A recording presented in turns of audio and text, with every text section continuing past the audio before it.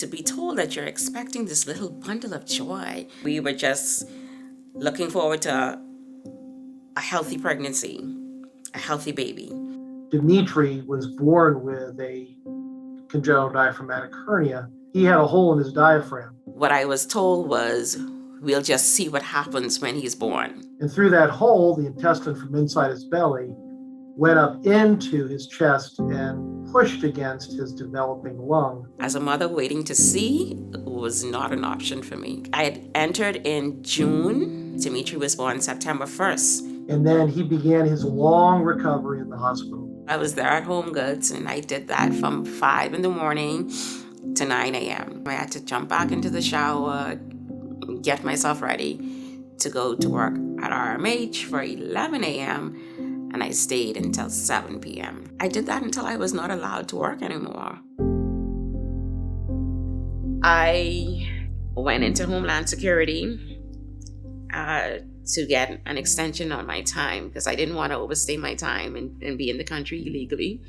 So I went into Homeland Security, and they had granted me what was a deferred action.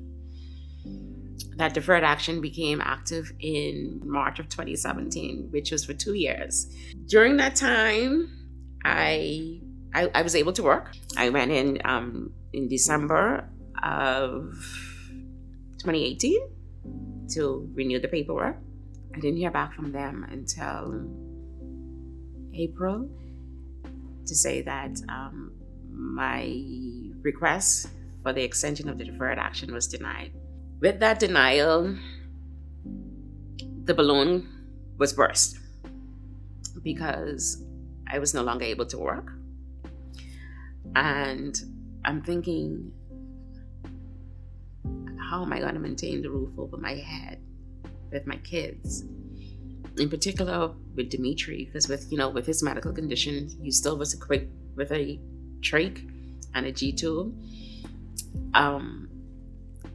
If I didn't have housing for him, he would have been deemed homeless and placed in foster care. So, when that balloon burst, a lot of things just went haywire.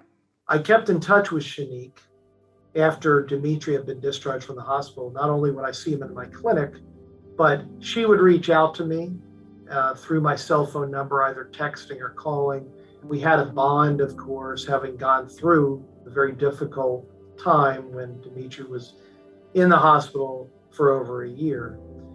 And so when I recognized the challenges that Shanique and her family faced living here in the United States, I wanted to reach out to find any possible help for them. And I thought of Gary Weber.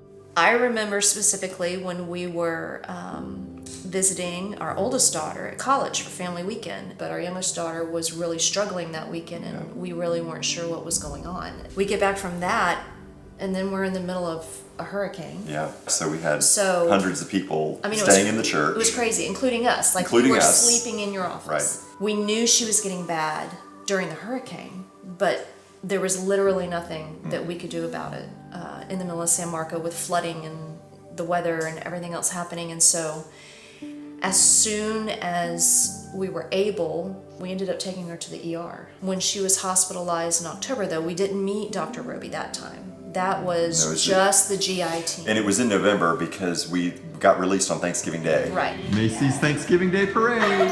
She ended up back in the hospital in December. She was sick again and in the hospital in February. So at that point, we are told just the shocking news that they're going to do surgery like the next day. Well, and I think we were under the impression that maybe we could even get a second opinion, or maybe the surgery wasn't necessary. And I remember when Dr. Roby said, "I don't think you understand. Yeah, it's got to be done. We've got to do this now." Dr. Roby walked with our daughter through 3 major abdominal surgeries, each one just as delicate and dangerous as the last.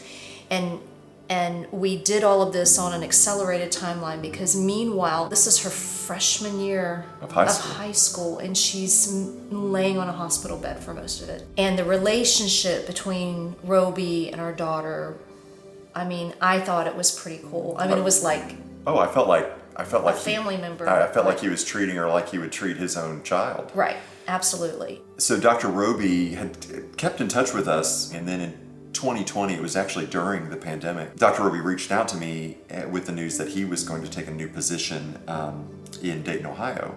I knew Gary through treatment of his own family, and I knew Sherry. They are still my friends now.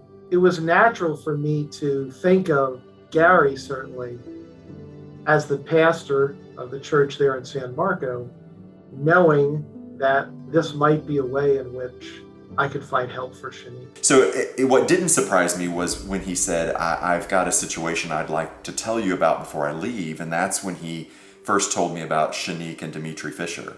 He, of course, wanted to meet Shanique. So he and I went to their home and spent some time with Shanique and with Dimitri and the rest of the family, getting to know them. I remember he picked me up one day, and it was the first time I met Shanique and met Dimitri. And I was blown away. How old was he at that point? I think he was 4 at that point. Oh. I met him, I met Shanique, I heard her story firsthand, and I was just moved with compassion. We just began to do what we could do from the church perspective to try to help, and even advocating with local politicians and trying to see if there was any relief that was available. And it seemed like everywhere we turned, the answer was the same. 2.5 years later, and I'm still battling, still trying to